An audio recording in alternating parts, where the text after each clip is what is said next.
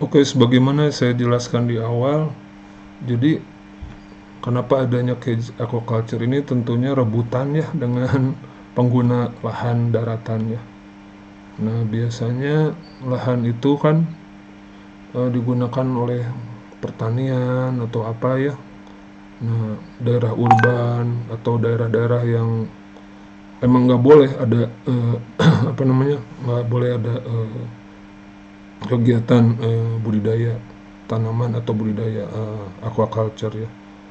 Jadi seperti itu ya. Jadi kondisinya rebutan nih aquaculture ya dengan eh, pengguna lahan lainnya. Makanya ini banyak sekali konflik. Walaupun itu badan perairan juga harus diperhatikan.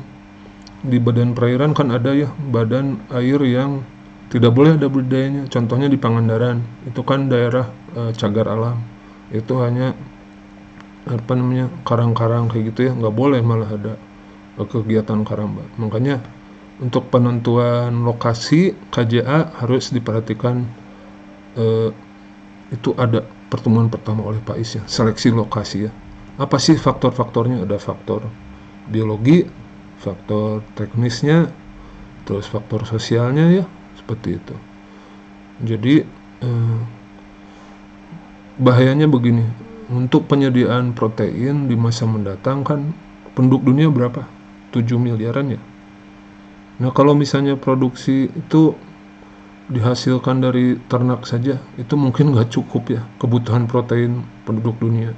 Makanya yang paling potensial adalah produksi protein dari ikan. Nah, untuk meningkatkan produksi itu tentunya kita konsepnya di budidaya intensif.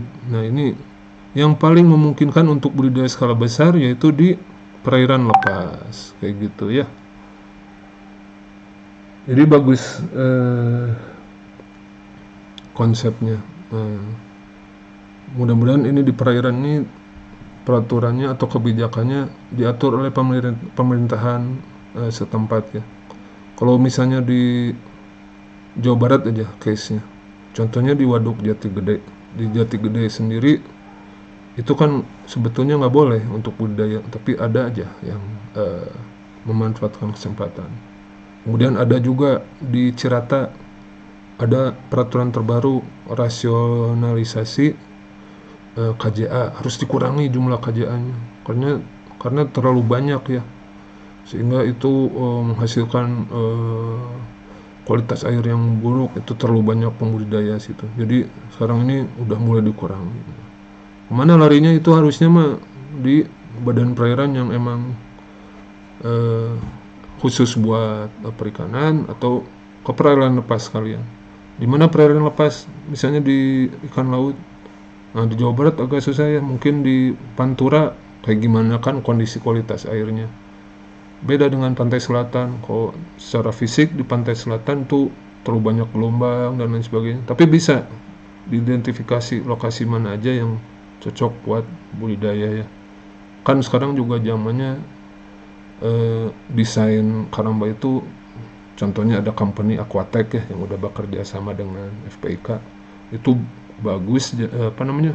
Sistem karambanya bisa tahan apa gelombang dan lain sebagainya. Walaupun ada cost-nya, tapi itu kalau kita imbangi dengan produksi dengan spesies dengan harga tinggi itu bagus ya. Sehingga bisa intensif. Nah, kayak gitu budidayanya. Nah, selanjutnya ya produksi di budidaya cage aquaculture ada urutan-urutannya. Jadi mungkin yang dulu paling mulai pertama itu Norway ya, itu udah cukup banyak, hampir 650.000 ton. Chili juga dengan salmonnya 588.000 ton.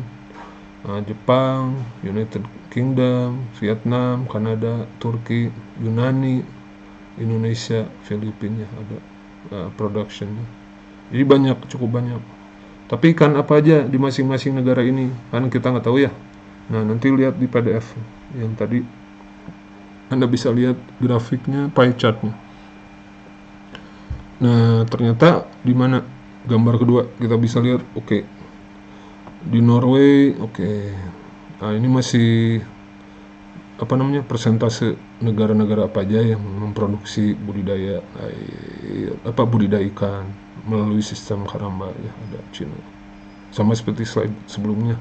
Tapi di gambar 3 kita bisa melihat genus ikan apa aja yang ini yang dibudidayakan, familynya. Nah, yang paling banyak itu ikan salmon ya, salmonidae. Kan banyak ya spesiesnya salmon, itu 66% produksi dunia itu salmon di sistem karamba. Kemudian yang paling banyak kedua ikan sparidae, itu dari jenis ikan bream ya, sea bass ya. Terus lanjut karangidae.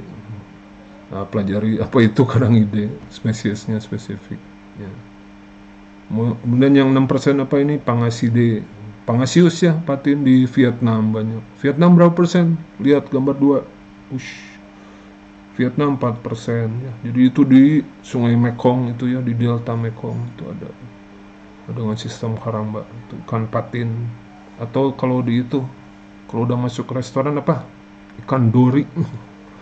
Ya, lanjut ada Cichlidae yakni dari tilapia ya, Recromis niloticus, dan yang persenan yang kecil-kecil ini bisa lihat sendiri, Cyprinidae, ikan emas kecil juga ya, kayak gitu. Jadi itu mungkin part ini ya. Next part,